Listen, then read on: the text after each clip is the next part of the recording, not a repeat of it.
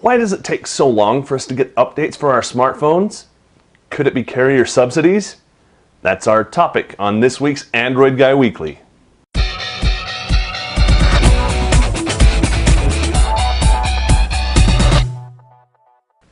In the United States, when you want to go and get a cell phone, you typically find what provider you want, and then you find out what phones they have, and you sign up for a contract.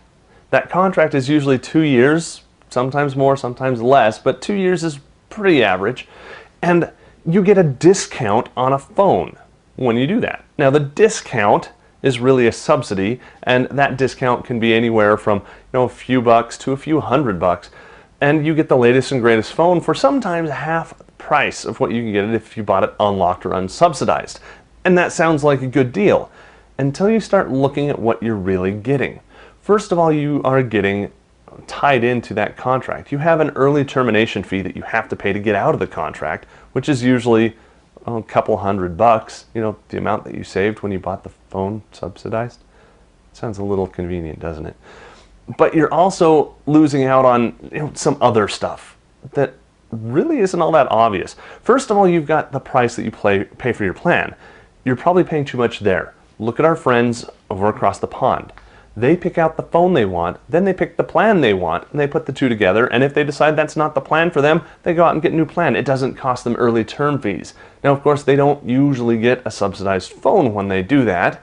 They get a full-priced phone, and then they get the plan at a lower rate, and that's how, over the course of however long that phone works for them, that's how much money they save. But that's something interesting, okay? How long can you use a phone? Well, I've got a Nexus 1 that's still in perfect working condition. It's got some battle scars, but it works great. I've got an Epic 4G. I've got a G2. All these phones, they're not that old, and they still work great. So why don't I use them daily? Why do I have a brand new phone? Why do I have this Galaxy Nexus in my hand? Well, they don't have a new operating system. Let me come back to that. Subsidies. I'm not the only one who's kind of thinking that subsidies aren't all that great for you. And you'll be surprised who had this kind of radical idea. Let me read it to you first, and then I'll tell you who it was. At a conference, or a summit rather, this guy said the following: device subsidies actually distorts what devices actually cost, and it causes OEMs, carriers, everybody to compete on different playing fields. I think it's really difficult, especially from a consumer perspective, because it causes consumers to devalue completely the hardware they're using. See, it's not a phone anymore, it's just a contract extension device. So let's go back to this. It's amazing hardware, but it has become kind of throwaway. So it's unfortunate you've got dual-core multiprocessor devices with amazing HD screens that get thrown away at 18 months. So who said that? It was T-Mobile's Chief Marketing Officer, Cole Brodman. Wow, that's a big player. So why do we throw our phones away in 18 months? Is it because they're broken? It might be.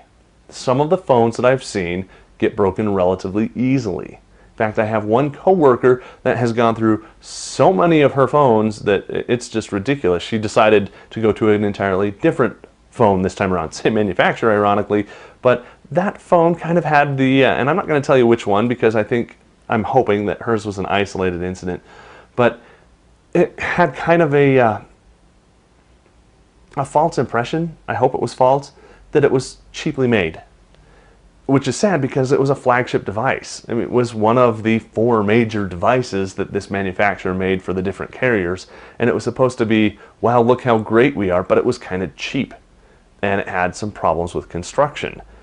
Why? Why would a manufacturer do that and possibly tarnish their reputation as a manufacturer, when that phone breaks? Well, I'm not getting one from them again. Their last one sucked, right? Why would they do that? Because the OEMs, or rather the carriers, want the OEMs to make specific hardware at a specific price in a specific time frame. So that's one thing. They're not going to put a lot of quality into it because they don't have to last that long. They've only got to last 12, 18 months, and then you're going to be buying a new one anyway, right? Right, okay. So that's hardware.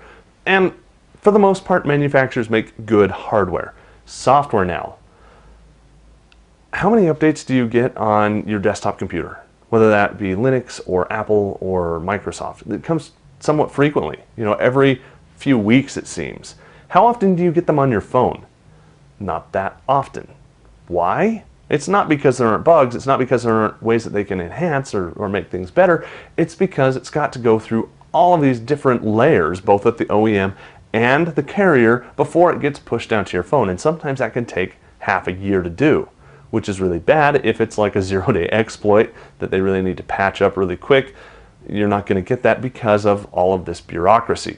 So bureaucracy is one thing, but also, what about new operating systems? I just installed Ice Cream Sandwich on that Epic 4G.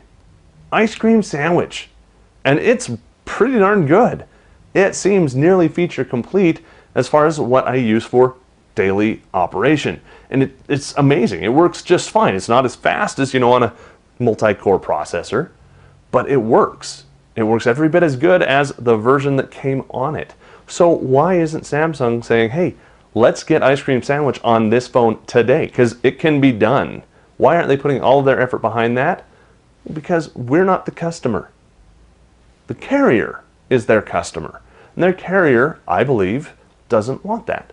Instead, they want you to say, to get the message, oh, we're going to get updates for these phones. It's just going to take a little time for our quality, to make sure it works well on our network. Because it's the network that's important. We don't want to release something that's going to hurt everybody else on our network.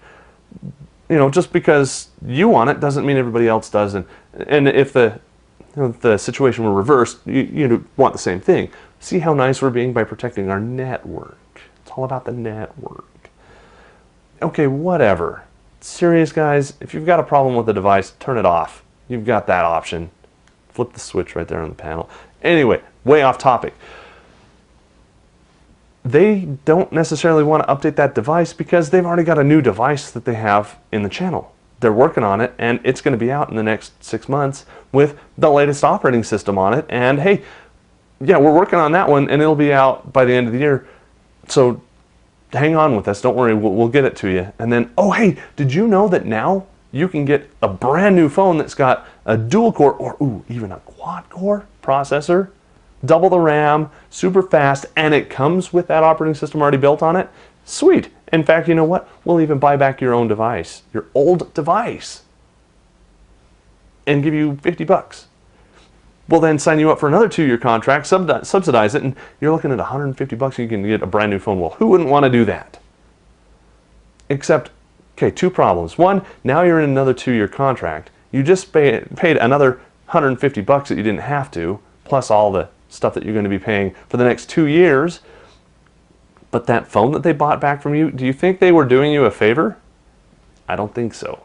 See, what you could have done with that phone is hacked it, put CyanogenMod or some other ROM on it, and hey, have the latest and greatest thing now. Or sold it to a friend, probably for that same $50, maybe a little bit more even, who'd then hack it and have the latest and greatest on that device. And now, holy crap, they might have a newer operating system on your old phone than you have on your new phone because they were more tech savvy. Somebody like me, and hopefully like a lot of you guys, were able to add extended life to that device beyond what the manufacturer had originally intended, beyond what the carrier had originally intended. They don't like that because that's not getting new devices in your hands, and that's not getting new contracts under their belt.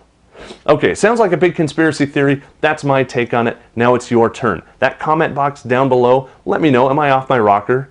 Or does this sound logical? Does it make sense? Have you experienced the same thing? Or maybe you've got an entirely different theory on why subsidies exist and if they're good or bad, something that I missed here. Please let us know that down below. Of course, we want to get as many people participating here as possible, so make sure you thumbs up the video so that all of your friends know about it, that you liked this format, that you liked being able to participate in this, so that we can get their opinions here as well and make this conversation even bigger, even better.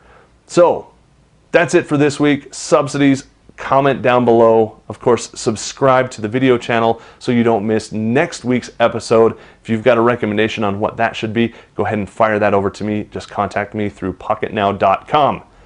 For PocketNow.com and the Android Guy Weekly, I'm Joe Levi.